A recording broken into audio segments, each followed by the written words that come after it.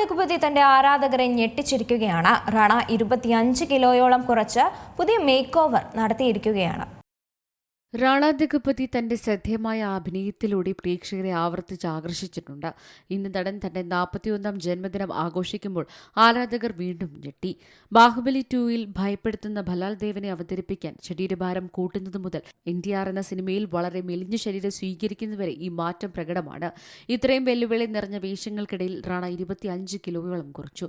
തന്റെ ഭക്ഷണക്രമത്തെയും വ്യായാമ ദിനചര്യയും കുറിച്ചുള്ള വിശദാംശങ്ങൾ പങ്കുവച്ചുകൊണ്ട് അദ്ദേഹം പറഞ്ഞു, ഞാൻ പ്രോട്ടീൻ പൂർണ്ണമായും ഒഴിവാക്കി വളരെ കാലം സസ്യാഹാരിയായി തുടർന്നു.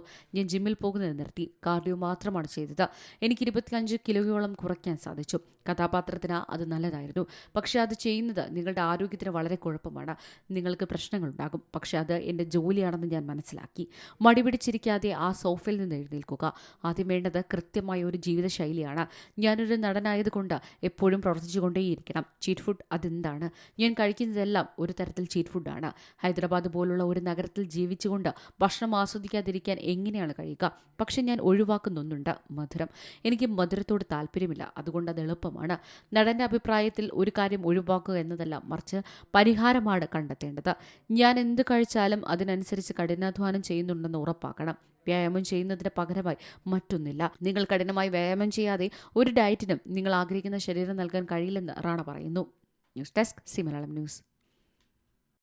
ഏറ്റവും പുതിയ വാർത്തകളും വിശേഷങ്ങളും വിരൽ തുമ്പിലറിയാൻ സി മലയാളം ന്യൂസ് എല്ലാ ഡിജിറ്റൽ പ്ലാറ്റ്ഫോമുകളിലും ലഭ്യം.